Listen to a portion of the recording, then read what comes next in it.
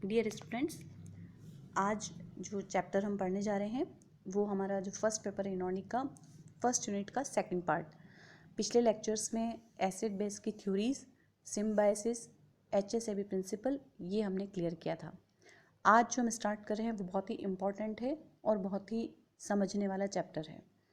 तो सेकंड जो पार्ट है हमारा वो है उपसंयोजक यौगिकों के सिद्धांत के बारे में। जो थ्योरीज हमें पढ़नी है उससे पहले कुछ मुख्य बिंदु हैं उनके बारे में हम चर्चा करेंगे।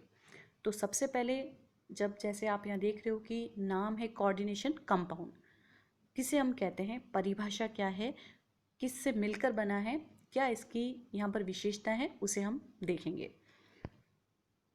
तो कोऑर्डिनेशन कंपाउंड किसे हम कह रहे हैं?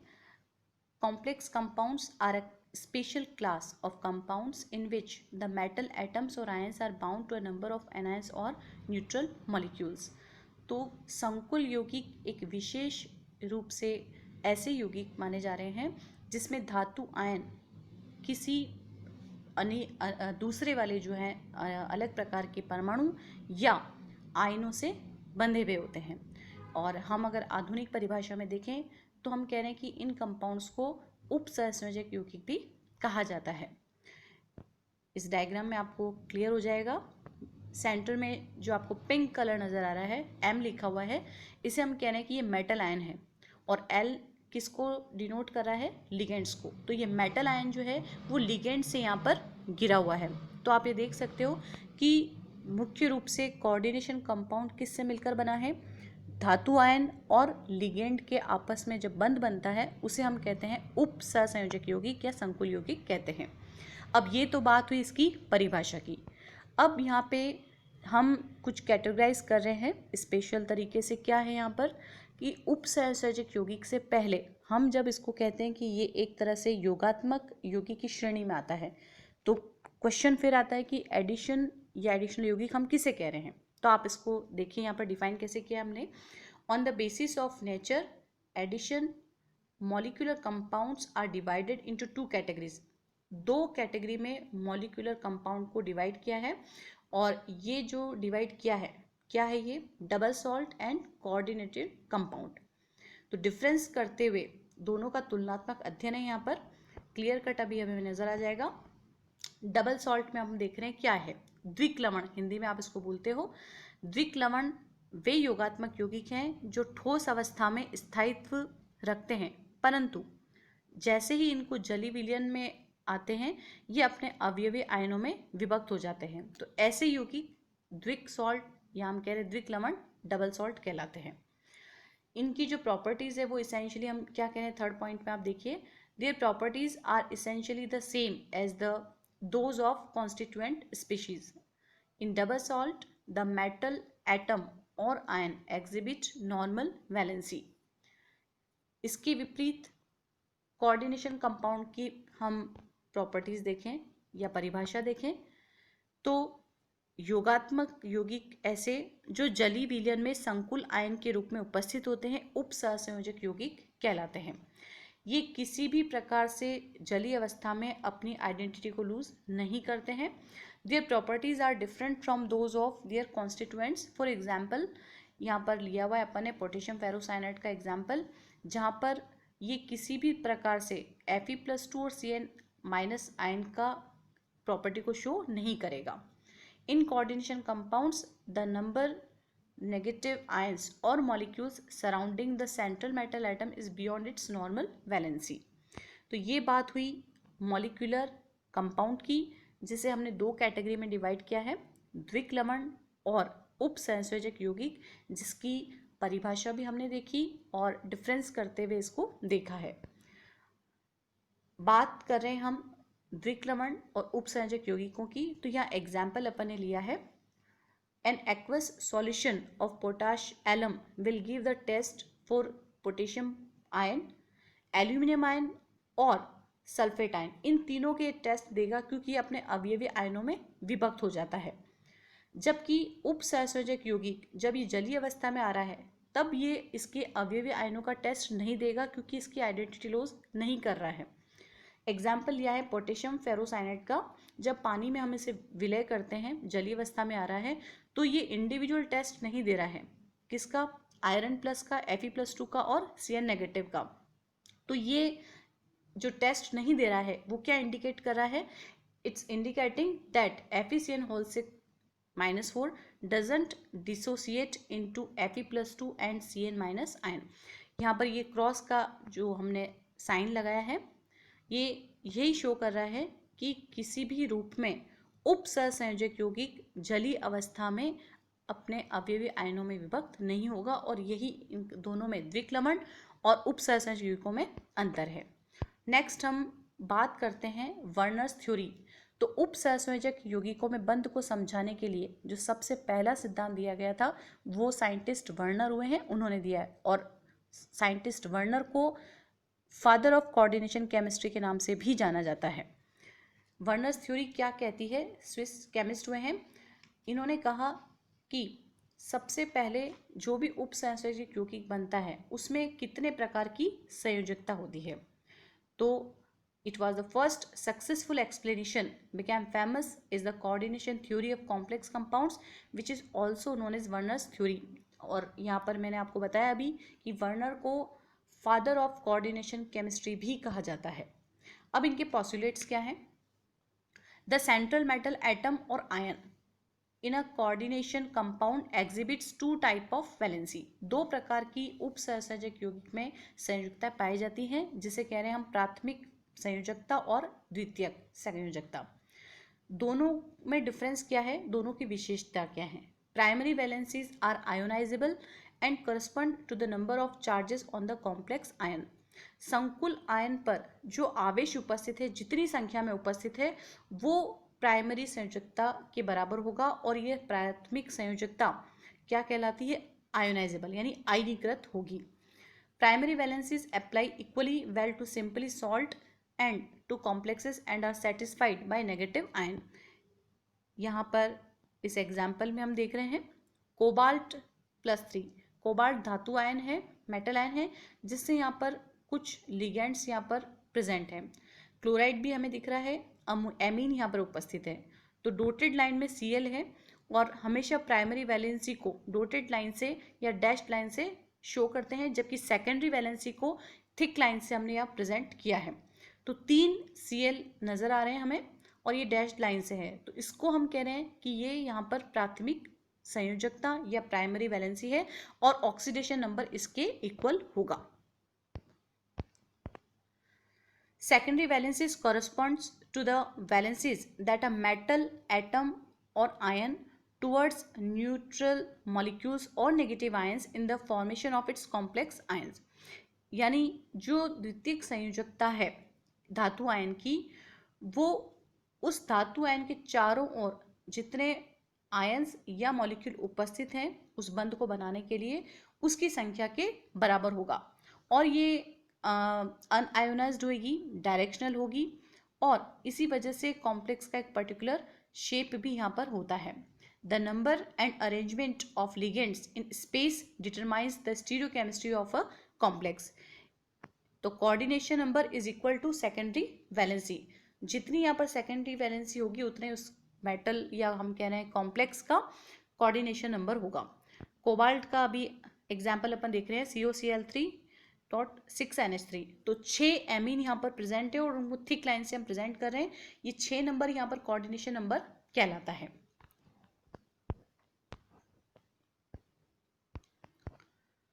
वर्नर्स थ्योरी बहुत ही एडवांस थ्योरी नहीं मानी गई, लेकिन ये एक मील का पत्थर थी, और कुछ कमियों के कारण हम आगे जो थ्योरीज पढ़ते हैं उसके बारे में एक्सप्लेन करेंगे। The postulates of Werner's coordination theory were actually based on experimental evidences rather than theoretical। तो सैद्धांतिक रूप की बजाय प्रयोग करके वर्नर ने अपनी थ्योरी को प्रतिपादित किया। This theory successfully explains the bonding features in coordination compound, but it has drawbacks। ये drawback क्या है? It doesn't explain why only certain elements form coordination compounds। कुछ ही यौगिक ऐसे हैं जो कॉम्प्लेक्स कंपाउंड बना रहे हैं, उपसहसंयोजक यौगिक बना रहे हैं, ऐसा क्यों है, इसको ये नहीं समझा पाया। दूसरा, it doesn't explain why the bonds in coordination compounds have directional properties. उपसहसंयोजक यौगिकों में डायरेक्शनल प्रॉपर्टीज क्यों होती है, इसको भी सिद्धांत नहीं समझा पाया। It doesn't explain the colour and the magnetic and optical properties of complexes. संकुल यौगिकों में जो चुंबकीय प्रवृत्ति है, कलर्स उनके क्यों होते हैं, दूसरा उनमें ऑप्टिकल प्रॉपर्टी किस प्रकार पाई जाएगी, इन सारी बातों को वर्नर्स थ्योरीज के द्वारा समझाना असंभव रहा। और इसी वजह से हम लेटेस्ट जो थ्योरीज पढ़ते हैं वो हम हमारे कोर्स में हैं। अब एप्लीकेशंस ऑफ वर्नर थ्योरी जो हम कह रहे हैं वो किसके, यानी एक्सपेरिमेंट किस पे किया, तो वर्नर ने जो एक्सपेरिमेंट किया वो कोबाल्ट क्लोराइड और NH3 के अलग अलग संगठनों की सिल्वर नाइट्रेट के विलयन के साथ अभिक्रिया करा करके जो अमोनियम क्लोराइड हमें मिल रहा है, सिल्वर क्लोराइड मिल रहा है, उस अवक्षेप की भिन्न भिन्न मात्रा मिल रही है, उस आधार पर उन्होंने ये थ्योरी प्रतिपादित की है। हम जो थ्योरी पढ़ने जा रहे हैं, valence bond theory, crystal field theory, इन थ्योरीज से पहले पिछली कक्षाओं में भी आपने पढ़ा होगा, लिगेंड्स के बारे में, उपसहसंयोजक यौगिकों के बारे में, कोऑर्डिनेशन स्फीयर के बारे में पढ़ा है। थोड़ा सा हम इसको रिव्यू ले रहे हैं ताकि हम जब आगे चैप्टर पढ़ेंगे तो हमें क्लियर रहेगा कि हाँ लिगेंड का मतलब क्या है एग्जैक्टली। तो डेफिनेशन अपन देख रहे हैं बहुत ही शॉर्ट फॉर्म में। तो लिगेंड्स क्या है, द मॉलिक्यूल और ions which are coordinated to the metal atom और आयन, ऐसे आयन या अणु जो किसी भी धातु आयन अथवा परमाणु के साथ उपसहसंयोजक रूप से बंधे होते हैं, वो लिगेंड्स कहलाते हैं। फॉर एग्जाम्पल यहाँ पोटेशियम फेरोसाइनाइड में 6 साइनाइड ग्रुप हैं, जो मेटल आयन कौन है यहाँ पर, Fe2 पॉजिटिव, उसके साथ बने हुए हैं और ये लिगेंड के रूप में जाने जाते हैं। लिगेंड्स नेगेटिव आयन भी हो सकते हैं, पॉजिटिव आयन हो सकते हैं, या उदासीन मॉलिक्यूल के रूप में भी हो सकते हैं। इन सब की कैटेगरीज सेकेंड ईयर में आप सबने पढ़ी है। उदासीन का हम एग्जाम्पल ले सकते हैं H2O, NH3, नेगेटिव के फॉर्म में अभी हमने लिया है यहाँ पे साइनाइड, फ्लोरो ले सकते हैं, हम क्लोरो ले सकते हैं। पॉजिटिव में NH4 पॉजिटिव। इस तरह से कैटेगरी वाइज लिगेंड्स को क्लासीफाई किया हुआ है। Ligands are Lewis base, just हमने फर्स्ट पार्ट पढ़ाई था बेस के बारे में, और उसमें लुईस बेस ने कहा था कि ऐसे स्पीशीज, ऐसा सब्सटेंस जो इलेक्ट्रॉन पेयर को डोनेट कर सके वो लुईस बेस कहलाता है। अब चूंकि लिगेंड हमने क्या कहा यहाँ पर कि ये इलेक्ट्रॉन पेयर डोनेट करता है मेटल आयन को, तो इलेक्ट्रॉन पेयर डोनेट करने के कारण लिगेंड्स को हमेशा हम लुईस बेस की कैटेगरी में रखते हैं। सेंट्रल मेटल एटम और आयन इज लुईस एसिड, तो ये क्लियर हो गया है डेफिनेशन से।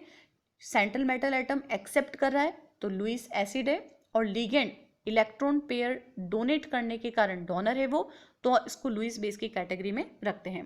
तो लिगेंड्स किसे कहते हैं, इसको एक बार हमारा दिमाग में बिल्कुल कंसेप्ट क्लियर होना चाहिए, ताकि हम आगे जब पढ़ते हैं थ्योरी तो हमें दोबारा ये सोचना नहीं पड़ेगा कि लिगेंड क्या चीज़ आ गई है। इसकी डेफिनेशन, इसका कंसेप्ट हमें क्लियर होना चाहिए।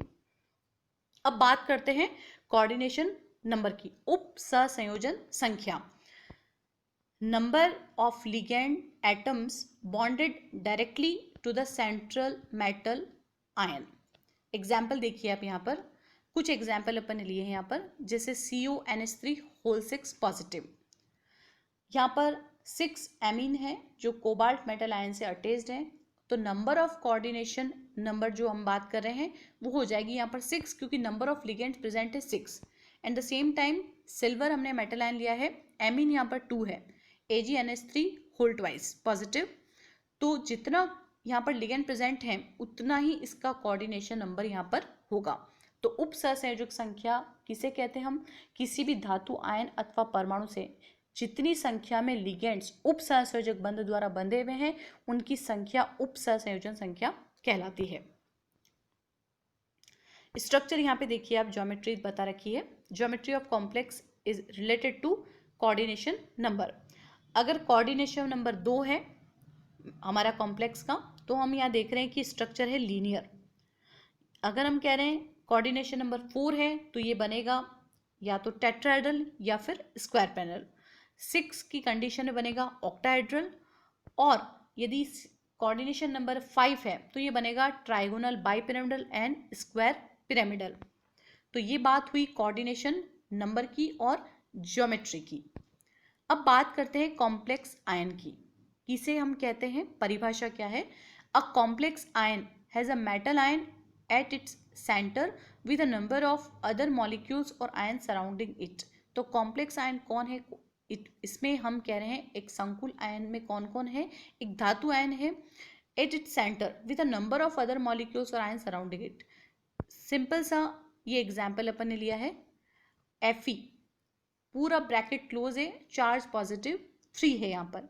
इस मेटल आयन के चारों ओर H2O as a aqua ligand यहाँ पर प्रेजेंट है। ये इलेक्ट्रॉन पेयर रेड डॉट में आपको दिखेगा कि डोनेट कर रहा है, और एरो फॉर्म में हम इसको लगाते हैं। कभी भी एक सिंपल बॉन्ड नहीं बनता है, arrow one arrow headed arrow हमेशा कोऑर्डिनेशन बॉन्ड के लिए शो करेगा। दूसरा एग्जाम्पल अब हम देख रहे हैं CuNH3 6+2। पूरा एक ब्रैकेट क्लोज्ड है, पूरा पॉजिटिव चार्ज 2 है यहाँ पर, और कोबाल्ट के चारों ओर 6 अमोनिया लिगेंड यहाँ पर प्रेजेंट है, कोऑर्डिनेशन बॉन्ड बना रहा है। तो ये कॉम्प्लेक्स आयन की परिभाषा हुई। कोऑर्डिनेशन एंटाइटी किसे हम कह रहे हैं? तो मेटल आयन और ion bonded to fixed number और आयंस और मॉलिक्यूल्स। फॉर एग्जाम्पल, यहाँ पर एग्जाम्पल लिया COCl3NH3 होल थ्राइस। तो यहाँ पर Cl जो है वो फिक्स्ड है, यहाँ पर 3 है, और NH3 आयन भी फिक्स है, तो हम इसे क्या कहते हैं? Coordination entity. अब बात कर रहे हैं कोऑर्डिनेशन स्फीयर की। ये पूरा स्ट्रक्चर जब हम संकुल यौगिक या उपसहसर्जी यौगिक को लिखते हैं, डायग्राम बना रहे हैं हम यहाँ पर, तो इसको एक एक चीज़ हमें यहाँ पर क्लियर होनी चाहिए। मेटल आयन है यहाँ पर हमारा कोबाल्ट, NH3 लिगेंड है, और 6 इसका नंबर है। तो 6 जो नंबर है उसको हमने नाम दिया है यहाँ पर कोऑर्डिनेशन नंबर, क्योंकि पहले अभी अपने स्लाइड में देखा था जितने लिगेंड उपस्थित हैं वो कोऑर्डिनेशन नंबर कहलाता है। इसको हम क्या कह रहे हैं यहाँ पर? Coordination number. And the same thing +3 इस पूरे ब्रैकेट पे चार्ज है, तो इसको हम कहते हैं ऑक्सीडेशन नंबर। उसी तरह से मेटल आयन हमारे पास हो गया है, NH3 लिगेंड है, लेकिन नंबर ऑफ लिगेंड 6 है, तो वो उसका कहलाएगा कोऑर्डिनेशन नंबर। और पूरा यहाँ से जितना मेटल आयन और जितने लिगेंड्स हैं आपस में बॉन्ड बना के इस ब्रैकेट के अंदर प्रेजेंट है, इसको हम कह रहे हैं ये कॉम्प्लेक्स आयन है। और इस तरह से ये पूरा का पूरा ब्रैकेट क्लोज होकर के ये कोऑर्डिनेशन स्फीयर कहलाता है। तो डेफिनेशंस हमने देखी अभी, लिगेंड्स के बारे में हमने देखा, कोऑर्डिनेशन नंबर के बारे में हमने देखा, कॉम्प्लेक्स आयन के बारे में हमने देखा, कोऑर्डिनेशन स्फीयर की हमने जानकारी ली। तो ये बेसिक टर्मिनोलॉजी है जो कोऑर्डिनेशन कंपाउंड की थ्योरी को समझने के लिए बहुत ही ज़रूरी है। आई होप आज का जो हमने लेक्चर सुना है आप सभी ने वो आपको समझ में आया होगा। कोई क्वेरी हो तो आप ज़रूर पूछें। नेक्स्ट लेक्चर में हम थ्योरीज स्टार्ट करेंगे, valence bond theory for coordination compounds. Thank you.